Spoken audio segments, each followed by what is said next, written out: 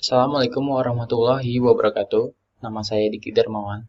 Saya akan menjelaskan hasil bedah karya saya yang bertemakan Sport Club dari mata kuliah Perancangan Arsitektur 4. Dan ini slide komponen bedah karya yang nantinya akan saya jelaskan di bagian-bagian slide selanjutnya.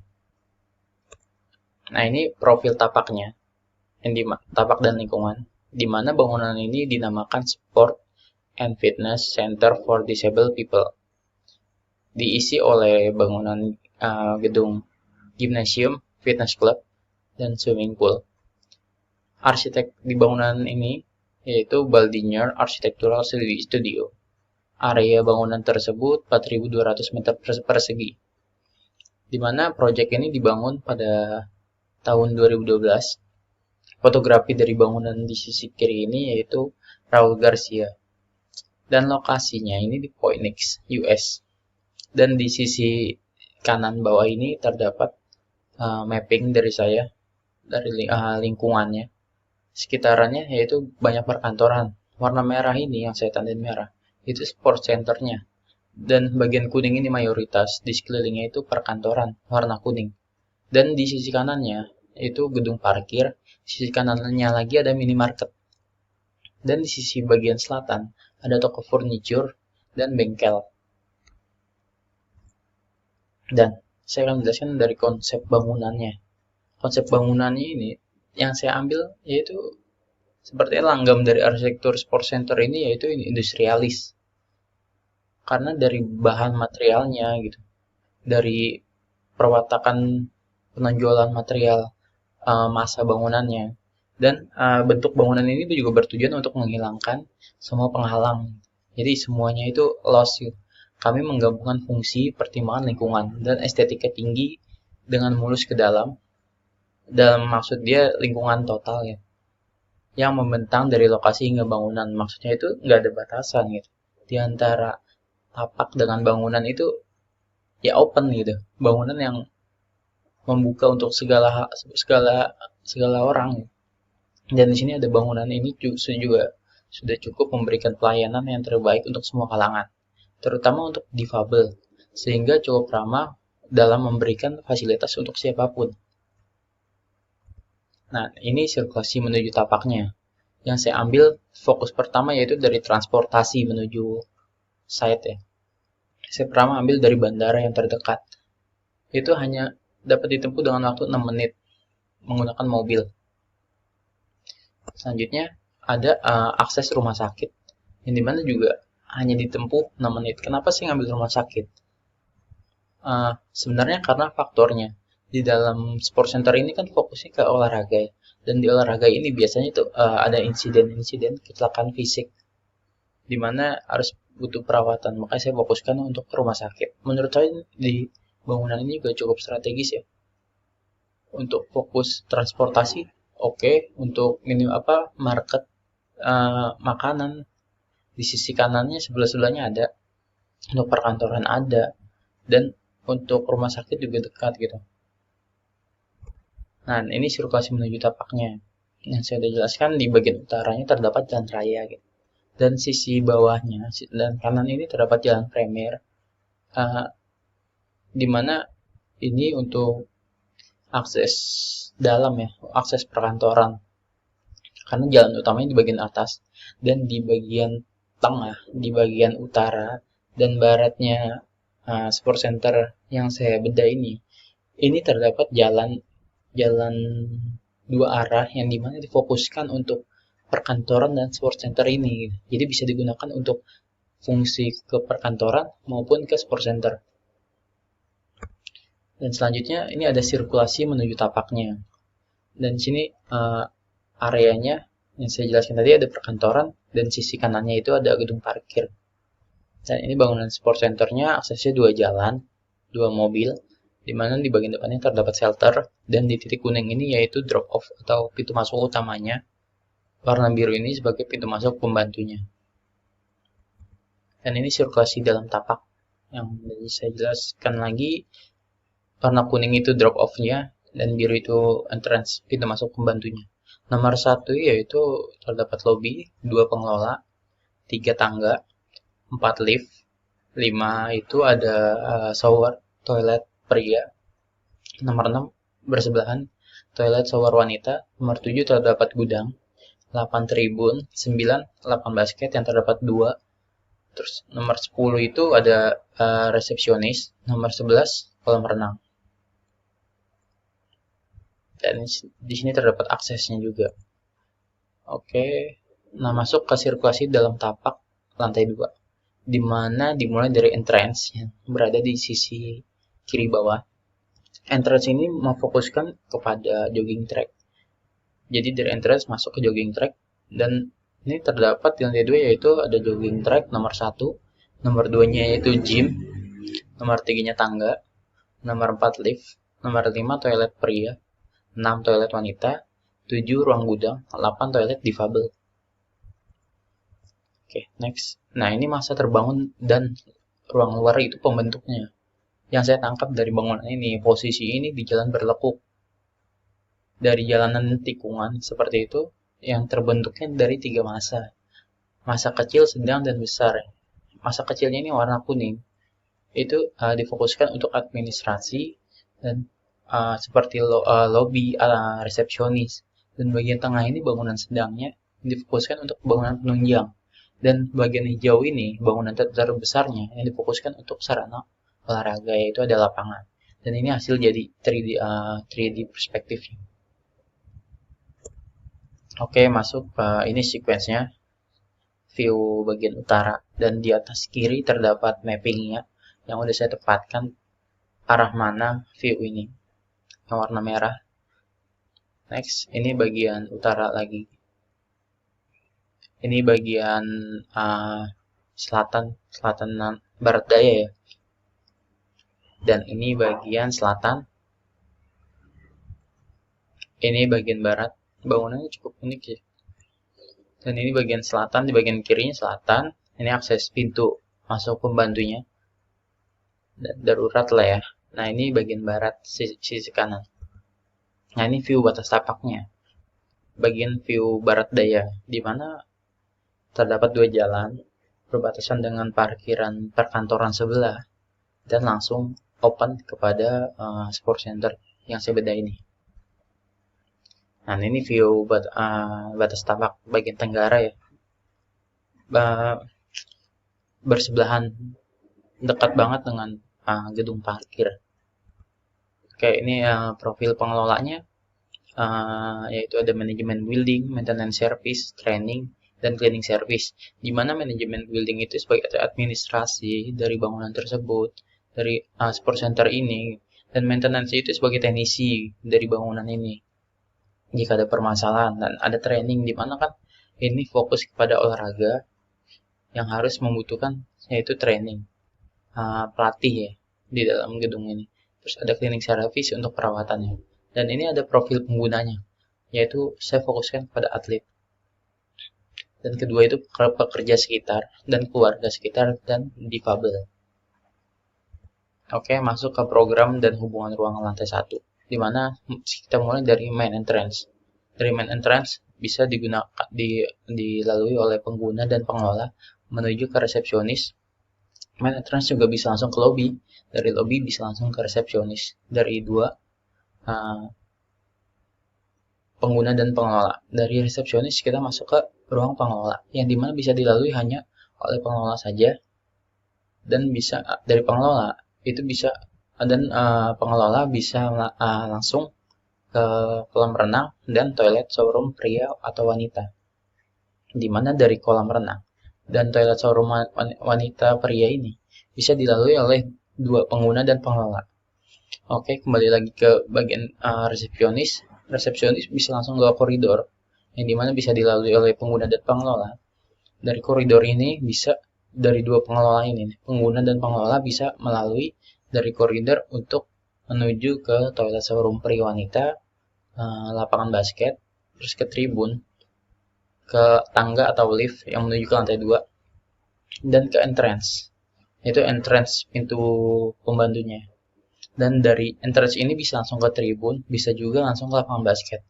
lapangan basket pun bisa langsung ke tribun juga, dimana untuk pengelola hanya bisa ke bagian gudang, dari koridor ini ke gudang. Oke, next ini program dan hubungan ruang lantai 2. Kita mulai dari entrance pembantunya, yaitu bisa masuk langsung ke bagian jogging track. Untuk dua seperti ini di sisi kanan bawah. Di sisi kanan bawah terdapat pengguna dan pengelola ya. Itu jogging track. Dari jogging track ini bisa ke koridor, bisa ke tangga lift, ke ruang gym, di toilet difabel, toilet pria dan wanita, dan toilet pria dan wanita itu dan toilet difabel itu berseberangan.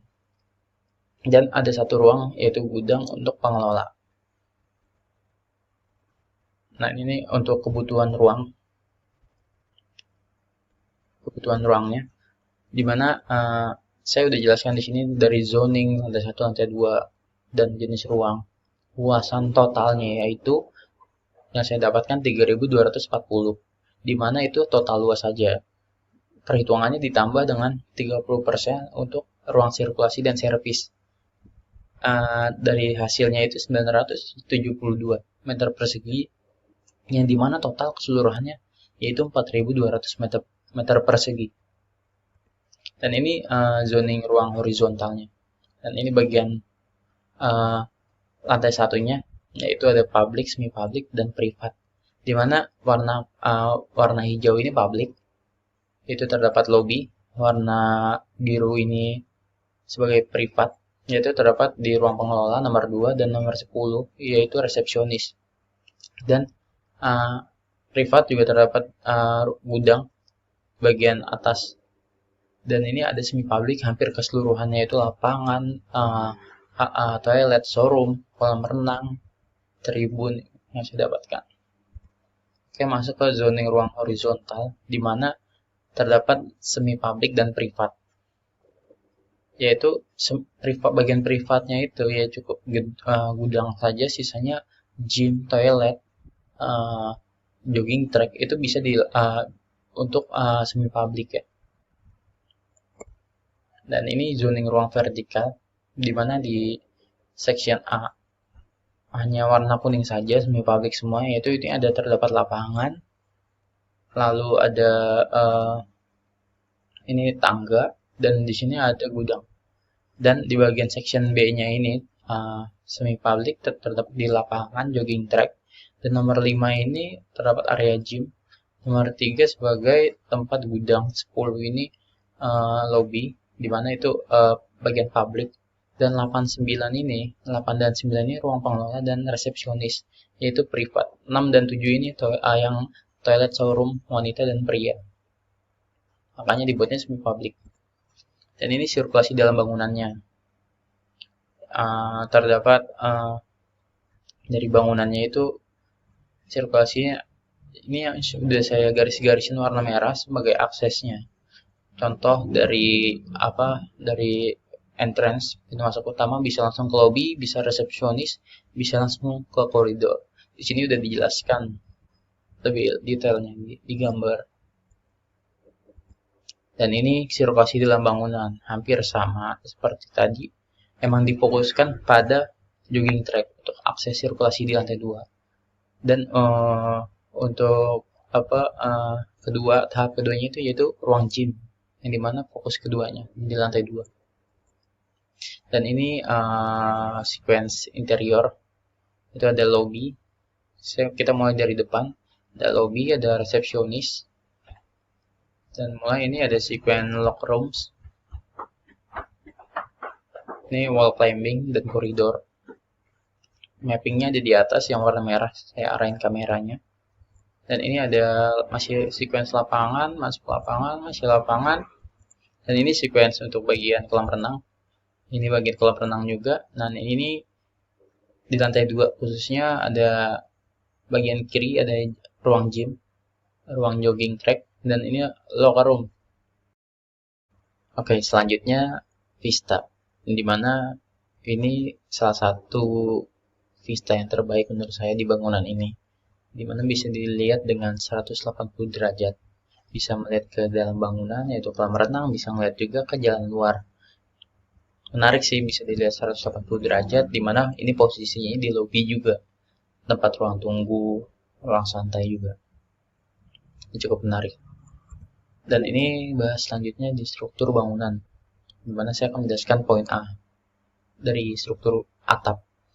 Atapnya menggunakan sistem struktur plan truss, dimana menggunakan material baja zinkalum.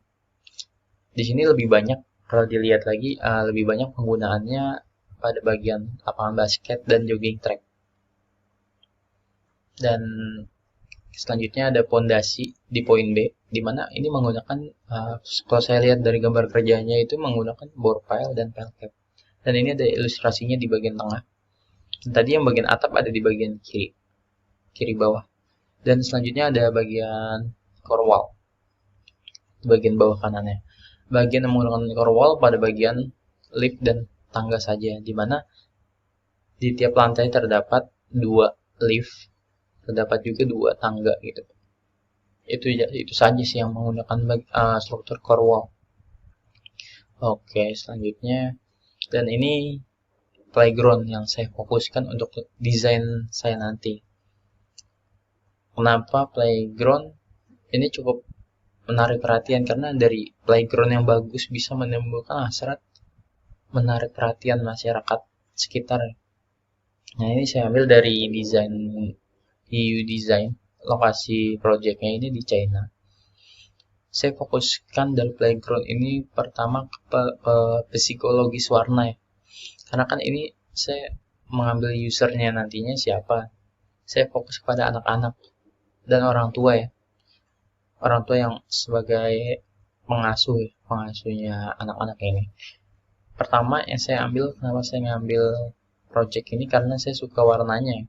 Menurut saya terdapat di sini ya, terdapat warna oranye, di mana dengan psikologisnya itu ceria, hangat, optimis. Kuning itu gembira, cerah, tegas ya.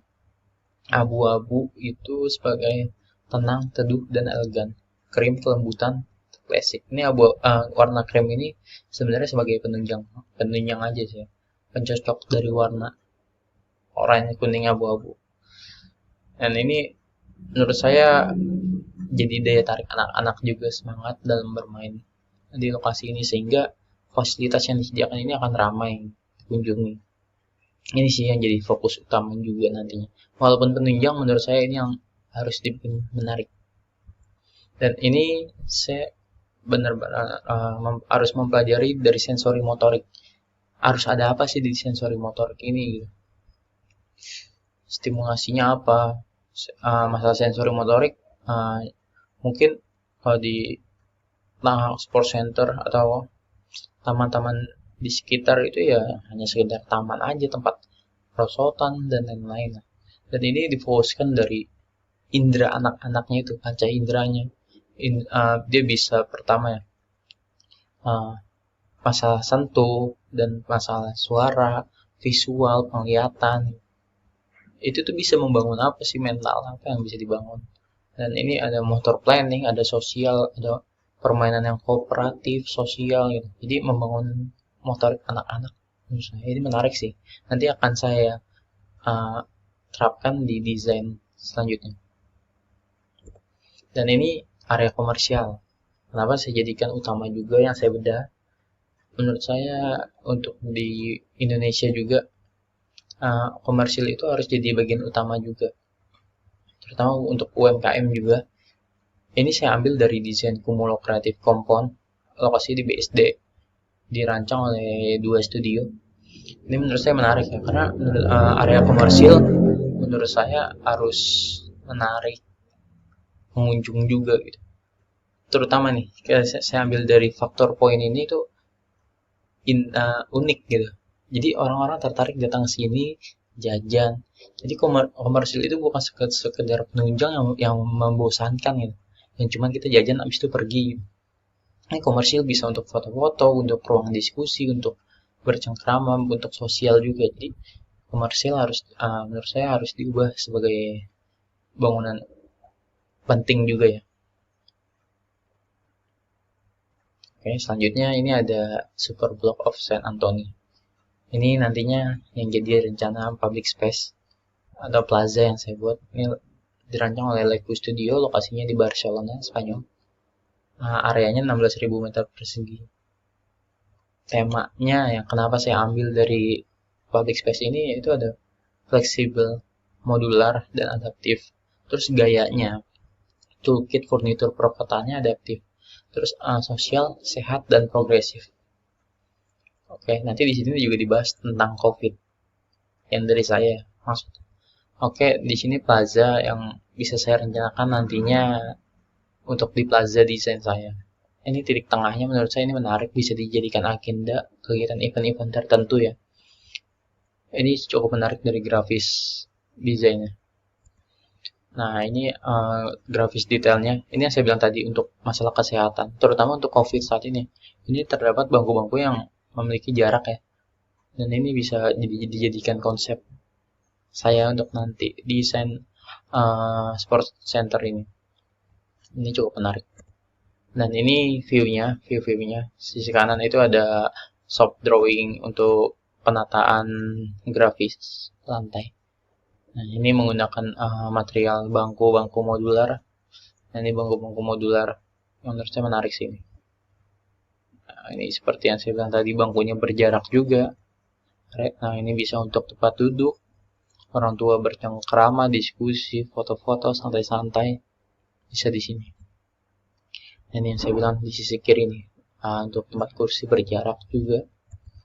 Oke, sekian dari presentasi saya, hasil sharing saya tentang Bedah Karya ini.